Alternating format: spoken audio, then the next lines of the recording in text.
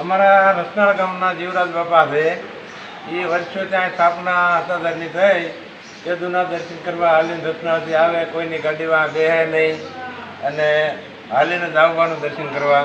અઠવાડિયામાં 2-3 વાર દાદા હાલીને આવે. દાદા બરોબર ને? હા બરોબર. અત્યારે 80-85-90 વર્ષના થઈ ગયા દાદા, તોય કોઈની ગાડીમાં બેસવાનું નહીં. એટલે દાદા તમને કઈ રીતે આ વિશ્વાસ બંધાણો અહીંયા? વિશ્વાસ બંધાણો હું 15 વર્ષનો હતો ને કેદુના મેં પણ શ્યામજી બાપુ હટાધાર જાતા એમાં બહુ અમને શ્રદ્ધા બંધાણી. એક દીકરાને ઘેરે દીકરો દીધો, પછી દીકરીને ઘેરે ભાણિયો દીધો, એવો હગાને ઘેરે ઘણા આપા ગીગાએ દીકરા દીધા. અને દીકરા કેવા કનૈયા કુંવર જેવા દીધા. અટાણે કામ કરે છે ખરેખર. અને અમારે એની દયાથી બહુ સારું છે. કોટડા ભાંગલ મકાન હતા પણ અટાણે બંગલા જેવા મકાન થઈ ગયા. છોકરા ભણ્યા, છોકરાના છોકરા ગ્રેજ્યુએટ થયા. પણ આ બધું આપા ગીગાની દયાથી. આ પ્રગટ પરસો જો માને તો આપા ગીગા જ છે. પછી એમ કરતે કરતે કંઈ કાયમ જાય વર્ષો વર્ષ જાય. પછી એક દીકરાનો દીકરો બહુ લાડક્યો હતો ભાઈ. પછી આ બધા હે ને પછી એને અહીંયા કાસ વગાડ્યો શરીરનો. શરીર મારી દઉં દાદા, શરીર મારી દઉં. તે રમતો રમતો અહીં કાસ માર્યો એટલે ગામમાં ડૉક્ટર હતા. ગામમાં પાટો બંધાવા ગયો કે સડાવો બહુ દીકરાને લાડક્યા રાખો. દીકરા તો લાડક્યા જ હોય, પાટો બાંધી દીધો. પછી કે દાદા દુખે છે કે નહીં? કાંઈ ન થયું. 2 વર્ષ થયા. 5-5 મણની ગોળીઓ ઉપાડતા હતા હાથ ઉપર અને 3-3 ખડીકી વટાડતા હતા. પછી 2 વર્ષ થયા એટલે જરા હળકવા મળ્યું. અહીં હળકે તો એક ભાઈ હોનીની દુકાન હું કાંઈ બેસતો. પછી મેં એને પૂછ્યું, મેં કે ભાઈ 2 વર્ષ થયા હોય તો આ કાસ વાગેલો દુખે? કે હા, રાયના દાણા જેવો રહી ગયો હોય દાદા, તો લોહીમાં હરતો ફરતો.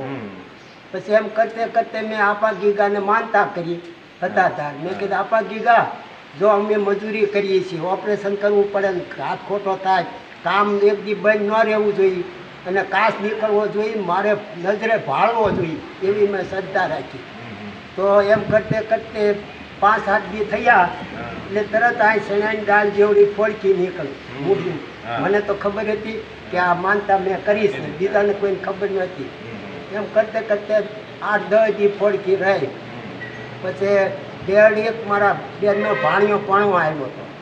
પછી ભાઈબંધ દોસ્તાર એક મારે પટેલ કાંડું બન્યું એટલે ફોડકી સોલાઈ ગઈ ફોડકી એટલે લોહી નીકળ્યું કે જીરાજભાઈ તમને આવું હું ગુમડું છું, કાંઈ કહેવાય નહીં ને કાંઈ નથી થયું, તું તારે કાંઈ વાંધો નહીં.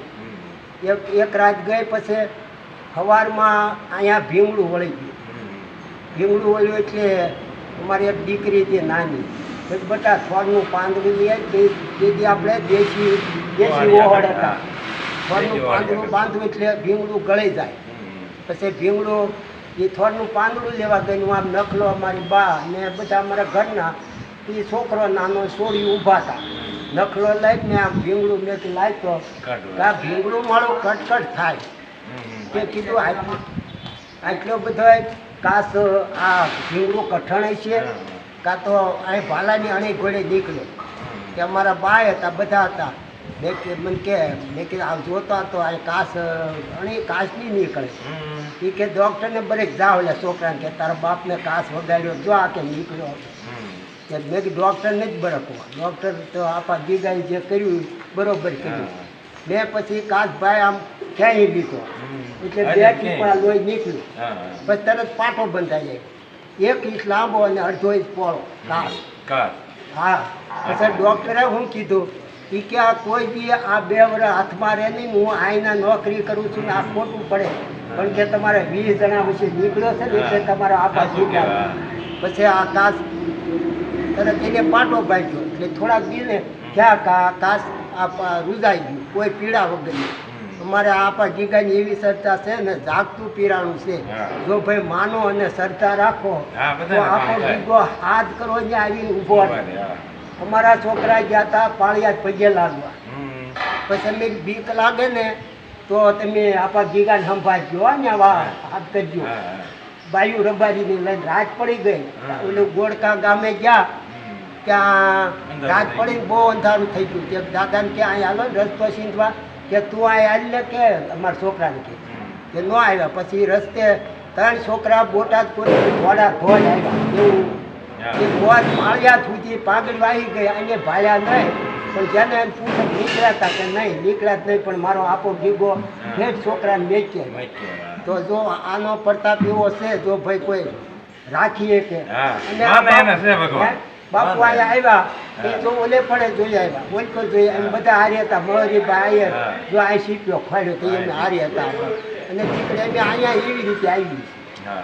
જો ભાઈ શ્રદ્ધા હોય એ હા, જોઈ. શ્રદ્ધા રાખવી પડે. તો આ જાગતું પીરાનું છે ને અમારે તો આને છે બહુ જ સારું છે એને હા. વખાણ કરી પણ અમારે તો ખૂબ સારું છે એમ. હમ. ઝૂંપડા જેવા તેવા હતા આવું કેવાના તરફ 80, 90, 85 વર્ષના દાદા લો. હજી- હાલીને વી આવો છો. 2 કિલોમીટર હું ખેતર હાલીને જાઉં છું અને વયો આવું એ છું ભગવાનની દયા જ મારે કહેવાય ને ખેતર આપણે. એટલું આખું છે એટલી હા. ભગવાન દયા અટાણ 85 82 વર્ષ થઈ ગયા છે મારી હાલતના કેટલા ઊંડી ગયા છે હા. કેટલા જીવતા ઢોળા કરે મારે આપા જીગાની દયા હું જ્યાં ધોળ તો ધોળા દોડી ગયો હું ધોળા દોડી ગયો એવું છે ભાઈ જો શરીરની નરવાઈ હારી આ શરીરની તમારા. નરવાઈ અને એક આ કાબાજી ઘણા અને દયા. આપા જીગાની દયા તો આ છોકરા જો અહીંયા સેવામાં લાગ્યા તો હા. ક્યાંક જેની દયા હશે તો એ એ જ આવે ને. હા આ દીકરા અહીંયા લાગી ગયા હા. સેવામાં આવું બધું ને દીકરાને મોટા દીકરા બહુ સારું છે બાપા હા.